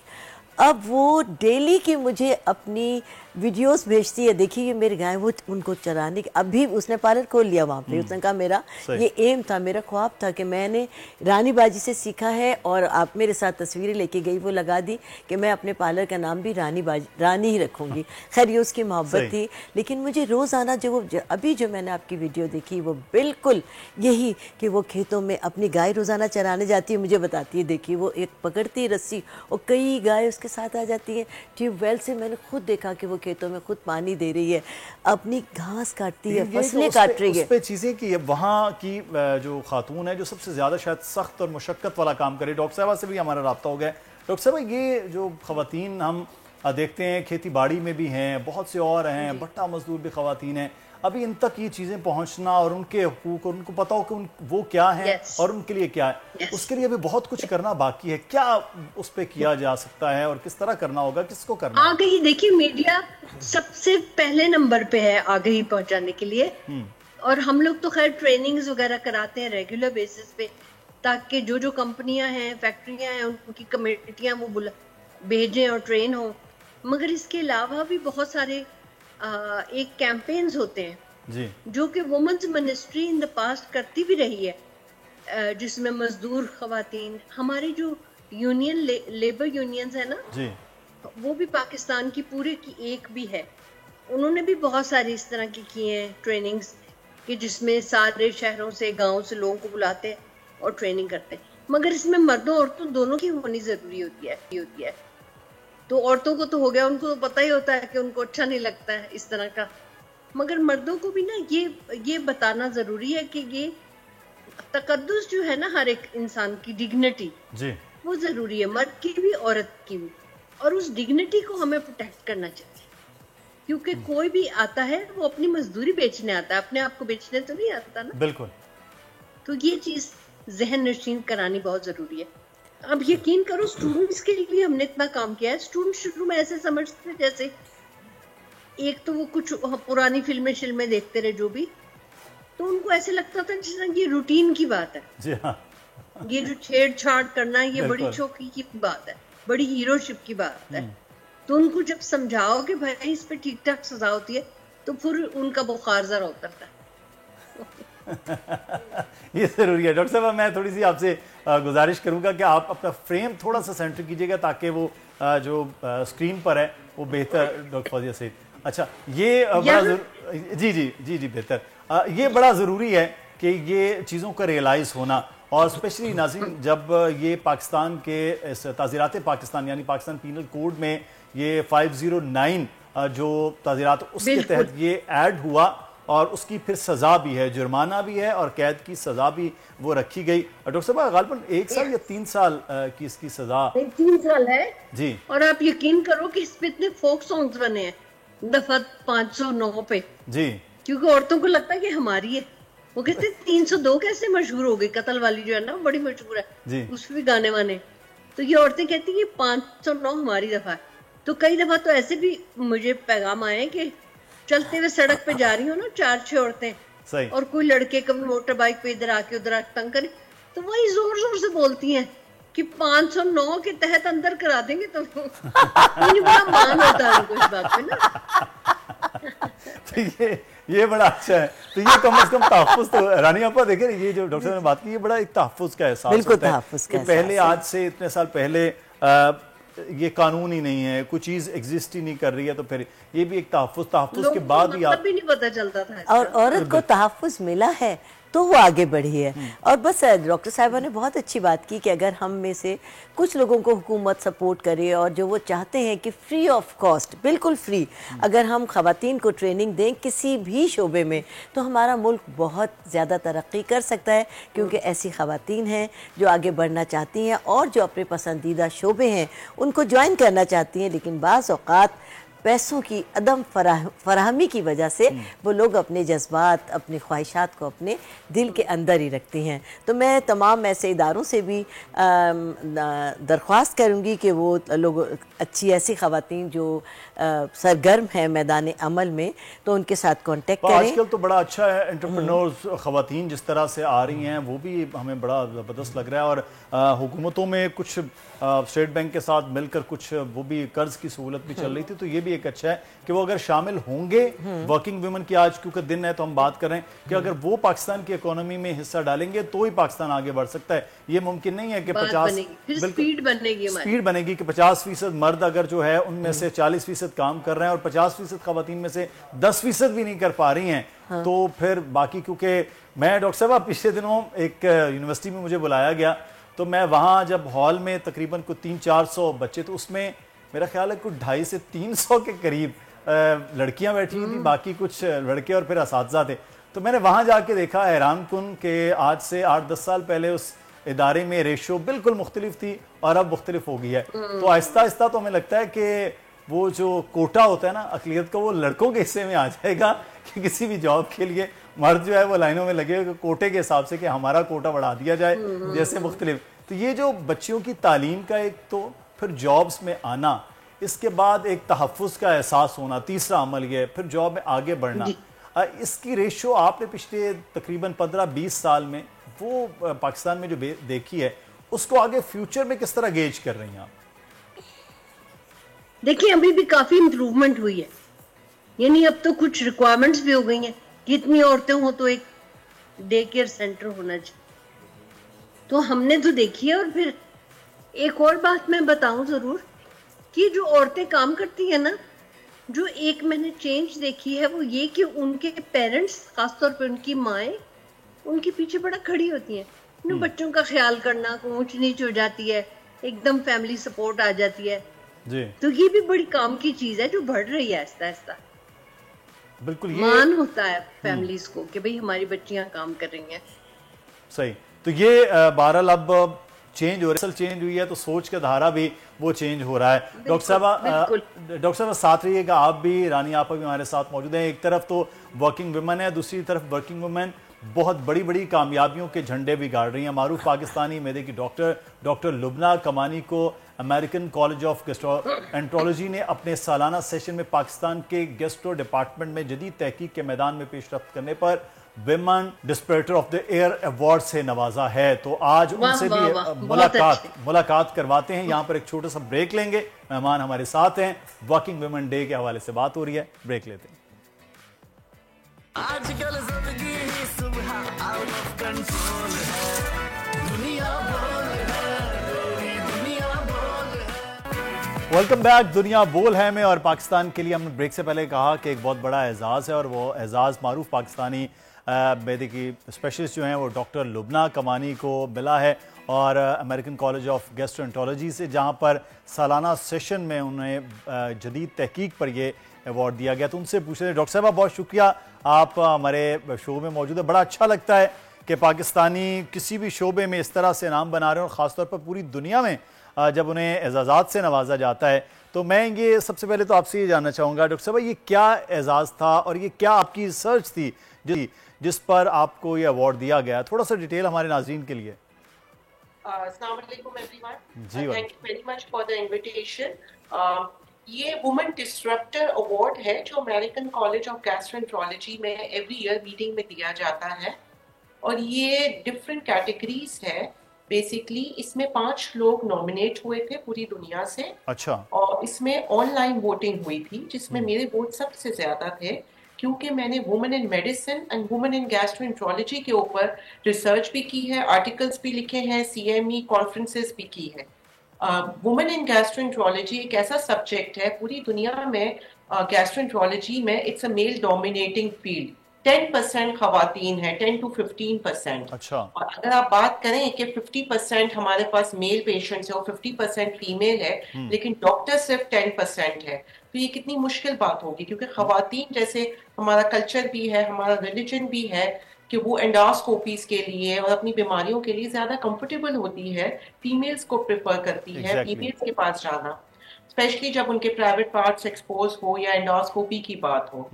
तो और उनका राइट भी है कि वो अपने लिए एक डॉक्टर जिनसे वो ज्यादा कंफर्टेबल है वो सेलेक्ट कर सके। प्रॉब्लम ये है खवातीन क्यों नहीं आती गैस्ट्रोएंटरोलॉजी में, क्योंकि ट्रेनिंग बहुत टफ है इसकी। अच्छा। पहले हमें मेडिसिन करना होता है और फिर हमें गैस्ट्रोएंटरोलॉजी करना होता है, तो ट्रेनिंग बहुत लंबी है। प्लस इसमें हमें एक्सरे के अंदर कुछ एंडोस्कोपीज करनी होती है, एडवांस एंडोस्कोपी। जिसमें फ्लोरोस्कोपी और एक्सरे में अगर वो प्रेग्नेंट है खवातीन तो वो नहीं कर सकती वो ट्रेनिंग। सही। और आप जैसे हमारी जो ट्रेनिंग का एज होती है और हमारी जो प्रेगनेंसी या जो बायोलॉजिकल एज होती है वो भी साथ कोइंसाइड करती है, तो ये दुनिया के लिए प्रॉब्लम है। इसमें क्या किया जा सकता है, जो हमने बात की है कि फ्लेक्सिबल ट्रेनिंग प्रोग्राम्स होने चाहिए फीमेल्स के लिए, सही। फीमेल्स के लिए डे केयर की सहूलतें होनी चाहिए, सेपरेट प्रोग्राम्स होना चाहिए जिसमें ट्रेनिंग भी कॉम्प्रोमाइज ना हो, उनकी ट्रेनिंग भी हो, लेकिन उनको थोड़ा सा फ्लेक्सिबल आवर्स के हिसाब से उनको ट्रेन किया जाए। क्योंकि एडवांस एंडोस्कोपी में अभी भी वुमेन बहुत कम है, पाकिस्तान में नहीं बल्कि पूरी दुनिया में। और जैसे आज वर्किंग वुमेन का डे है, तो आप पाकिस्तान ग्लोबल जेंडर इंडेक्स की अगर बात किया जाए तो पाकिस्तान बहुत अच्छा नहीं है, उसकी जो रेटिंग है हम बॉटम 3 पे आते हैं ग्लोबल जेंडर इंडेक्स में। एग्जैक्टली। अगर आप मेडिकल कॉलेज की बात करें तो ठीक है 80 to 85% हमारी मेडिकल स्टूडेंट्स फीमेल है, लेकिन अगर आप वर्क फोर्स की बात करें तो सिर्फ 30 to 35% हमारी फीमेल डॉक्टर साहब क्या वजह है कि हम तो मेडिकल कॉलेजेस में भी जब जा रहे होते हैं तो देखते हैं कि मेडिकल के स्टूडेंट, बल्कि वो एडमिशन में सबसे ऊपर वही होती हैं, नंबर 1 से शुरू करके 30 तक तो पोजीशंस भी लड़कियों की होती हैं, लेकिन उसके बाद ये रेशियो क्यों बदल रही है? यहाँ पे एक कॉन्सेप्ट बहुत है चल रहा है डॉक्टर ब्राइट का, कि फीमेल्स शादी के बाद काम नहीं करती, इन लॉज उनको काम नहीं करने देते हैं, बहुत सारे इन लॉज नाइट ड्यूटीज नहीं करने देते हैं क्योंकि ट्रेनिंग में आपको नाइट ड्यूटीज भी करनी पड़ती है। बिल्कुल।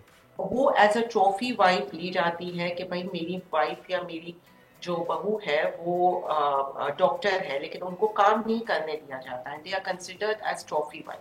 पेरेंट्स इसलिए बेटियों को डॉक्टर बनाते हैं क्योंकि अगर क्राइसिस है, शादी में कोई प्रॉब्लम आ जाए तो वो एज अ सेफ्टी नेट के तौर पे उनकी जो डिग्री है वो कभी भी उनको जॉब में आसानी हो, प्लस उनको अच्छे रिश्ते मिलने में आसानी हो, क्योंकि doctor is a prestigious profession in our society, ठीक है ना। डॉक्टर को तो उनको एक बेटर प्रपोजल मिलने की जो प्रोपोर्शन होती है वो थोड़ा सा ज्यादा हो जाती है, लेकिन वर्क फोर्स में एक्चुअली सिर्फ 30 to 35। डॉक्टर साहब इसमें तो अगर हम पब्लिक सेक्टर की यूनिवर्सिटीज़ कॉलेजेस जहाँ से बच्ची रही हैं वो तो गवर्नमेंट का भी इतना पैसा लग रहा है, इतना टाइम लग रहा है, डॉक्टर्स आप लोग जो ट्रेन कर रहे होते हैं उनको उनका, और उसके बाद जाके उनको सिर्फ अच्छे प्रपोजल्स और घर तक रहना है, तो ये तो सोसाइटीज़ के लिए भी बड़ा मुश्किल होता है। पूरी दुनिया में बिल्कुल डिफरेंट है और हम और इस सोच में, तो क्या ये सोच भी अभी नहीं अभी तक बदली? ये सोच चेंज करने की बात है बेसिकली, और ये हाँ, सोच चेंज करने की बात। इस पे रिसर्च, इस पे आर्टिकल्स, इस पे CME, इस पे और हर इंस्टीट्यूशन में भी माहौल ऐसा होना चाहिए जहां फीमेल्स काम कर सके, डे केयर की फैसिलिटी हो, अगर उसका बच्चा है तो वो कहाँ छोड़ के आएगी, वो भी तो एक जेन्युइन बात है ना। सबके घर में तो सहूलत नहीं होती इन लॉज की या मेड्स की, तो डे केयर फैसिलिटी प्रोवाइड होनी चाहिए हॉस्पिटल्स में, फ्लेक्सिंग प्रोग्राम्स की होनी चाहिए कि अगर वो 8 घंटे काम नहीं कर सकती तो ठीक है, इनको 4 to 5 आवर्स काम किया जाए, तो 4 साल की ट्रेनिंग को आप इंक्रीज करके 5 या 6 साल पे ले जाए, मगर इनके ड्यूटी आवर्स कम कर दें। तो ये सारी चीजें, प्लस आप जब लीडरशिप की बात करते हैं, ये तो मैंने कहा है 30 to 35% आपकी वर्क फोर्स है, लेकिन जब आप वुमेन इन लीडरशिप की बात करते हैं तो लेस देन 10% है। Exactly. अब मैं आपसे सवाल करती हूँ, कितनी मेडिकल कॉलेज के प्रिंसिपल वुमेन है, कितनी यूनिवर्सिटीज की वाइस चांसलर है, कितने प्रोफेसर है हमारे पास, कितनी हेड ऑफ डिपार्टमेंट है हमारे पास, तो ये सारी चीजें हैं, कितने मेडिकल डायरेक्टर्स है। तो एक बात तो हुई कि वुमेन को वर्क फोर्स में लाने की, दूसरी बात यहाँ पे ये है कि वुमेन इन लीडरशिप की बेसिकली, तो वुमेन इन लीडरशिप में बहुत कम है। अब जब फीमेल्स खवातीन के पास रोल मॉडल नहीं होंगे, इनके पास सोर्स ऑफ इंस्पिरेशन नहीं होगा, तो वो कैसे आएंगी। बेसिकली रोल मॉडल्स होना बहुत जरूरी है आप किसी जूनियर को इंस्पायर करने के लिए। तो ये बड़ा अहम पॉइंट है डॉक्टर साहब आपने उठाया। रानी आप ये जो डॉक्टर साहब बात करें कि वर्क फोर्स में हम 30% यानी वहां भी 50% होना चाहिए, लेकिन जब लीडरशिप में है तो वहां तो वाकई ये तो बड़ा एक अहम पॉइंट है कि किसी भी जगह बोर्ड ऑफ डायरेक्टर्स होता है, एक बमुश्किल कोई नजर आएंगी 15-14 लोगों में, तो ये इक्वली चल रहे होते हैं, अचानक जाके ऊपर खत्म हो जाता है। हाँ, डॉक्टर साहिबा की बात बहुत अच्छी है कि जब जो हमारी टॉप पोस्ट है, जो टॉप सीट है, उस पर अगर लेडी होगी तो वो लेडीज़ के मसाइल हल कर सकती हैं, समझ सकती हैं, उनके साथ कोऑपरेट कर सकती हैं। बिल्कुल आपने सही कहा कि प्रैक्टिस का जो टाइम है वो ड्यूरेशन बढ़ा दीजिए और जो आवर्स हैं वो कम कर दीजिए। बहुत अच्छी बात है और इससे बहुत ज़्यादा अगर संजीदगी से अमल किया जाए तो हम लोग बहुत आगे बढ़ सकते हैं और वाकई जो लीवर के डॉक्टर्स हैं बहुत अच्छा, मैं डॉक्टर फौजिया, आप इस पे जो बड़ा एक इम्पॉर्टेंट आप भी बात कर रही थी कि लीडरशिप जो है वर्कफोर्स में भी कम और लीडरशिप में तो बिल्कुल ना होने के बराबर है, और ये क्या डॉक्टर साहब वजह है इसकी कि वहां तक नहीं पहुंच पाते? हमारे माशरे में ना अभी तक ऐसे ही समझा जाता है कि पढ़ा दो, चलो बड़ा आसान कर दो, पढ़ा दो, पढ़ाई खत्म हो जाए तो उसकी शादी कर दो, शादी नहीं तो थोड़ा बहुत भी और टाइम गुजारना है तो उसके बाद शादी कर दो। वो ये सोचती नहीं कि पढ़ाई खत्म हुई है तो अब ये अपनी सोसाइटी को कुछ सर्व तो करे ना। जॉब करना एक नॉर्मल जिंदगी के प्रोसेस का हिस्सा होना चाहिए और उसकी कदर होनी चाहिए। ये अभी तक हमारे माशरे में हम जरा से पीछे हैं इसमें। तो डॉक्टर फौजिया से इस पे क्या किया जा सकता है? जैसे बाकी चीजों की तो हम लेजिस्लेशन में कर रहे होते हैं, अब इस पे लेजिस्लेशन तो नहीं हो सकती, क्या इसमें किया जाए, किस तरह सोसाइटी को चेंज हो? इस तरह से हो सकता है कि हर फील्ड जिसमें खवातीन है जी, अगर वो अपनी बेस्ट वर्कर को हाईलाइट करे, ठीक है, जिस तरह ये ट्रैफिक पुलिस है, ये साल में एक दफा अपनी बेस्ट वर्कर को या प्रोविंशियल भी कर दे बेशक, हाईलाइट करे, उसके बारे में छोटा सा उनका प्रोफाइल आए, उनकी तस्वीर आए। ये इनकरेजमेंट के तरीके होते हैं क्योंकि अभी भी हमारे जहनों में ये बात है कि जो काम करने वाली औरत है वो शायद इतनी पारसा नहीं है। ये एक जहन में ना कहीं छोटा सा कोई खलल है जो बैठा रहता है। तो हमें इज्जत देनी उसको, मेरा तो ख्याल है मुदस्सर कि हम इनकरेज इसी तरह कर सकते हैं। बैंक्स वाले अपनी किसी बैंकर को अवार्ड दें कि इसने इतने लोन्स दिए या लिए या जो भी है ना अपने अपने, तो उस तरह थोड़ा हाईलाइट होंगी और बच्चियों को ख्वाब देखने के मौके मिलेंगे ना।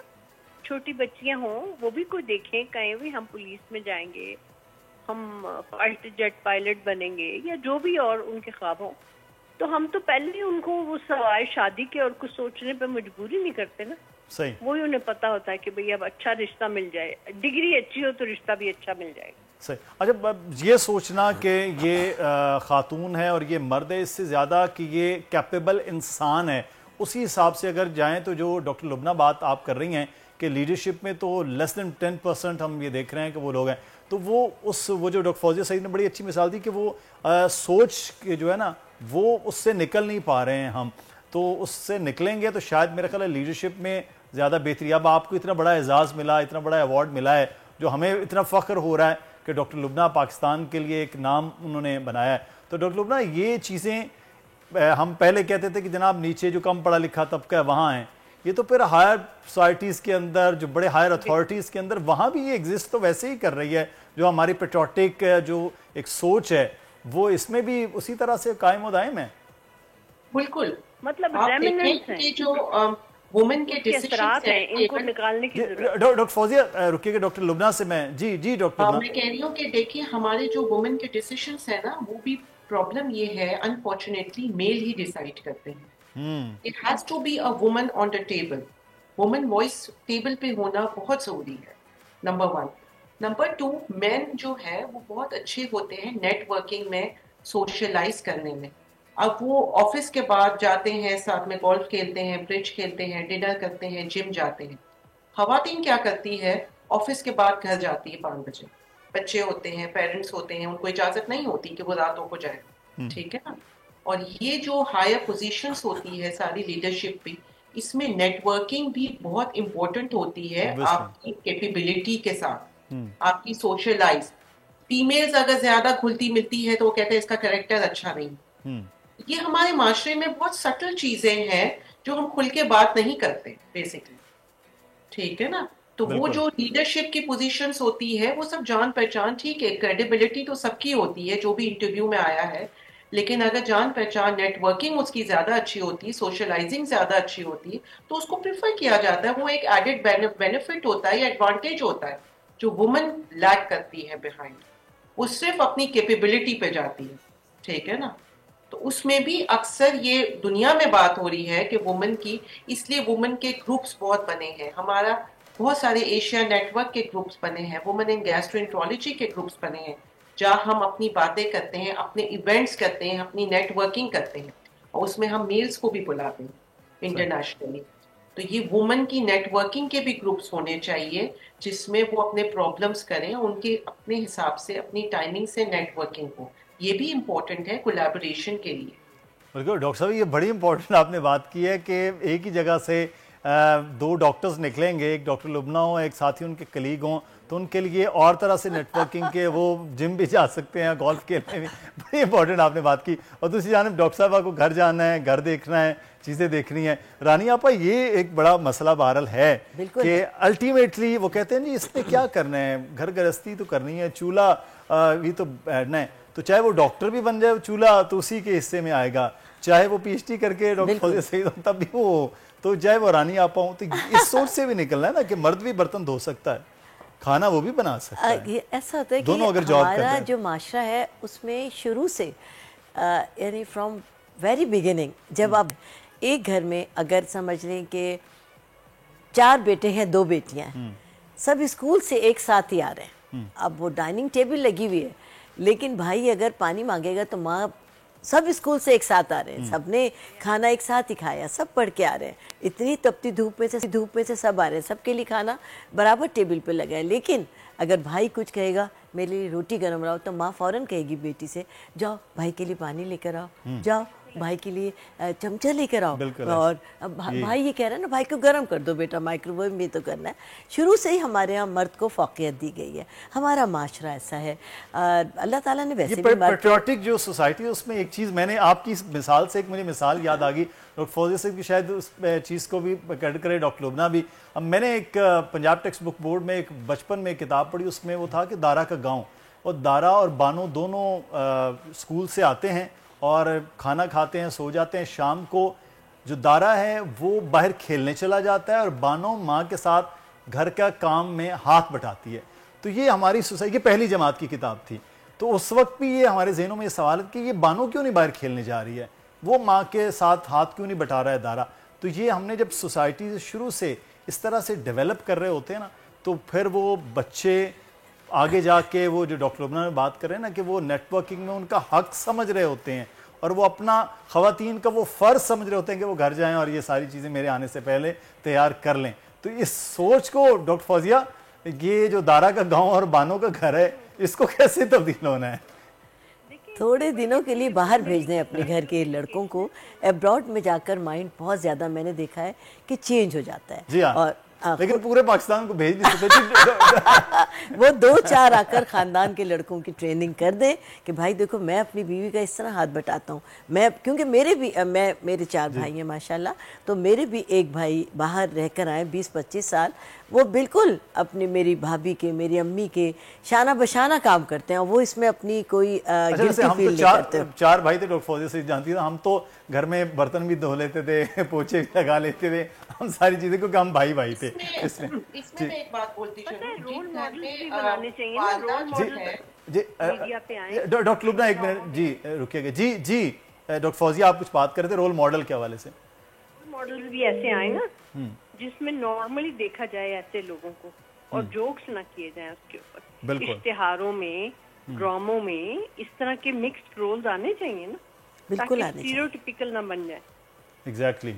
तो पिछले दिनों एक कमर्शियल हमने देखा, मैं डॉक्टर लुबना आपकी तरफ आता हूँ, डॉक्टर फौजिया ने एक बात की कि उसमें वो किचन में बर्तन धो रहे, तो शख्स जो है वो साथ उसके उनके मियाँ वो धो रहे, तो सांस ऊपर से आती है, तो एकदम से वो घबरा जाते हैं कि ये क्या, कि वो कहेंगे कि तुम क्यों धो रहे हो जब बहू है। तो ये स्टीरियोटाइपिंग जो है वो चेंज होना बहुत ज़रूरी है, क्योंकि हमारे एड्स से हो, हमारे ड्रामाज में, मीडिया में, बातचीत में इसको तब्दील होना। डॉक्टर लुबना आप कुछ कह रही थी, फरमाइएगा।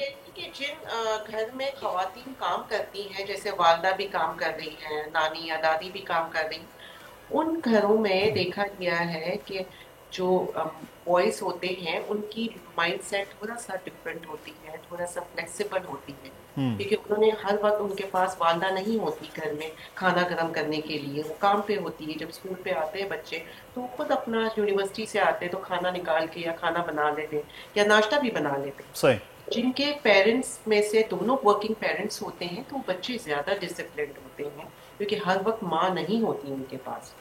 ठीक है, वो डिसिप्लिन्ड होते हैं, मोर ऑर्गेनाइज्ड होते हैं, मोर इंडिपेंडेंट होते हैं। तो वो बच्चे, बेटा और बेटी दोनों अपना किचन में काम कर लेते हैं जिनके पेरेंट्स। लेकिन ये कि इस चीज़ को चेंज करना है डॉक्टर लुबना, जो आप बात कर रही हैं, क्योंकि माशरे को अगर चलाना है तो फिर अब बहुत सी चीज़ों को तब्दील भी करना है। मैं शुक्रिया अदा करूंगा डॉक्टर फौजिया सईद आपका भी, डॉक्टर लुबना आप हमारे साथ मौजूद थी, रानी आपा आपका भी बहुत शुक्रिया। और अब एक आगे खबर जाने बढ़ेंगे और बड़ी एक अहम खबर है, और वो है गुज़िश्ता दिनों सेनेट की कायमा कमेटी के इजलास में उस वक्त दिलचस्प सूरत हाल पेश आई जब डेप्यूटी गवर्नर स्टेट बैंक को 5,000 का जाली नोट दिया गया और वो इसे पहचान भी न सके। कायमा कमेटी बराए खजाना का इजलास सेनेटर सलीम मांडवीवाला की ज़ेर सदारत हुआ, जिसमें सोलर पैनल की आड़ में मनी लॉन्ड्रिंग और 5,000 के जाली करेंसी नोट के हवाले से गुफ्तगू की गई। इजलास में जाली नोट को डेप्यूटी गवर्नर भी ना पहचान सके और कहा कि जाली नोट की क्वालिटी अच्छी है, मार्केट में जितनी भी जाली करेंसी हैं इसके बदले असली नोट नहीं दे सकते थे। जाली नोट बदले असली नोट देने की तजवीज़ पर डेप्यूटी गवर्नर स्टेट बैंक का कहना था कि स्टेट बैंक का इस हवाले से जो है वो इकदाम कर रहा है। इस वक्त हमारे साथ मौजूद हैं कादर बख्श साहब, डायरेक्टर फाइनेंस स्टेट बैंक है। बहुत शुक्रिया कादर बख्श साहब आपके वक्त का। सर, ये जो जाली नोट चल रहे हैं वो भी 5,000 का, तो ये क्यों इतना पैरेलल चल रहा है और इसकी पहचान में बहुत फ़र्क है? इतना जाली नोट बनाने वाले जालसाज वो स्टेट बैंक के नोट के इतने करीब कैसे पहुंच गए? असल में बहुत शुक्रिया आपका अपने प्रोग्राम में लेने का। मैं एक बात तो आपको क्लैरिफाई कर दूं कि अगरचे वो काउंटरफीट नोट इन सर्कुलेशन आते रहते हैं जी, लेकिन ये कहना कि जो उनके सिक्योरिटी फीचर हैं वो स्टेट बैंक के सिक्योरिटी फीचर कंप्लीटली रेप्लिकेट हो रहे हैं, ये कतन दुरुस्त नहीं है। सही। अभी भी अगर आप देखें कि जो हमारे प्राइम सिक्योरिटी फीचर हैं, जिसको एक आम वो कहते हैं OVI, ऑप्टिकल वेरिएबल इंक, या रंग बदलता झंडा या स्याही कहते हैं उसे। तो अगर आप 5,000 के नोट पे आप देखें तो जो आपके पास नोट है और उसमें जो एक फ्लैग आ रहा है, उसको अगर आप डिफरेंट एंगल पे जो देखेंगे तो वो कलर चेंज कर लेगा, कलर का। और ये सिक्योरिटी फीचर कोई भी रेप्लिकेट ना इंटरनेशनली हुआ है ना पाकिस्तान में हुआ है। दूसरा, अगर आप इनके टेक्नोलॉजी पे देखें तो वो सिर्फ और सिर्फ जब से ये जो कलर प्रिंटिंग आई है, तो कलर प्रिंट की तौर पे वो चूंकि ऊपर जो है कलर वो किया जा सकता है, तो वो कलर के तौर पे आपको धोखा, आपको एक आम जो इंसानी आंख है वो कलर की वजह से है। लेकिन अगर आप उसके सबस्ट्रेट पे आप देखें तो जो बैंक नोट का सबस्ट्रेट है वो जिस पेपर से बैंक नोट तैयार किया जाता है वो ये आम पेपर नहीं है जो कि आमतौर पे दरख्तों से हासिल किया जाता है, बल्कि ये बैंक नोट का पेपर कॉटन बेस्ड पेपर है। अच्छा। और इसलिए अगर आप बैंक नोट के सबस्ट्रेट के जो को फील करेंगे तो आपको जस्ट लाइक क्लॉथ या कपड़े की फील आएगी, इंस्टेड ऑफ कि जी वो फील आपको आए एक पेपर की। सेकेंडली, जो अगर आप सिक्योरिटी स्ट्रिप देखें और आजकल वो जो आप यूवी लाइट के तौर पे खास तौर पे देखें तो वो सिक्योरिटी से जो है हमारी थ्रेड, वो उस पे आप 5,000 की जो है बड़ी बारीक प्रिंटिंग में वो देख सकते हैं।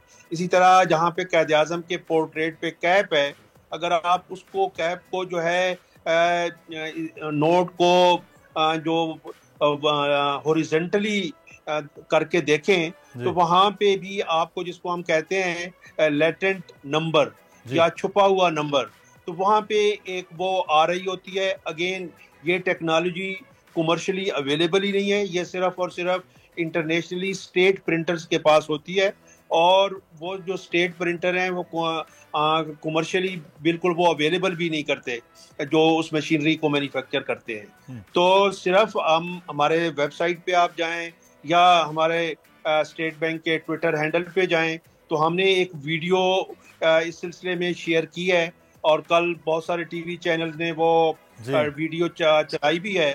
तो अगर आप वो वीडियो चला के देखें तो उन वीडियो में हम सिक्योरिटी फीचर की तफसील बता रहे हैं। कादिर बख्श साहब, ये आपने जो पूरी तफसील बताई है, ये आम आदमी भी इसको यकीनी तौर पर सीख सकता है और आप जो बता रहे हैं आप फौरी तौर पर पहचान लेंगे, लेकिन ये क्या हुआ कि डिप्टी गवर्नर भी वो पहचान नहीं पाए जब उन्हें दिया क्या वहाँ पर इजलास में? तो क्या ये इतनी मुश्किल है जो आपने पहचान बताई, वो ढेरों लंबी चौड़ी है तफसील है, तो वो भी नहीं अचानक पहचान पाए, ये क्या वजह हुई? देखिए, मैं उसको थोड़ा सा कंटेक्चुअली एक्सप्लेन करने की कोशिश करूंगा। आप जिस तरह बोल एक न्यूज ऑर्गेनाइजेशन है, तो इस ऑर्गेनाइजेशन के तौर पे आपके क्राइम की बीट करने वाला रिपोर्टर डिफरेंट है, आपका कॉमर्स क्या बीट करने वाला रिपोर्टर डिफरेंट है, आपके जो है पॉलिटिक्स को कवर करने वाले रिपोर्टर डिफरेंट है। तो State Bank of Pakistan as a organisation में हमारे मुख्तलिफ फंक्शंस हैं और वो जो हमारे डिप्टी गवर्नर साहब गए थे वो एक बैंकिंग सुपरविजन रिलेटेड फंक्शंस पे थे।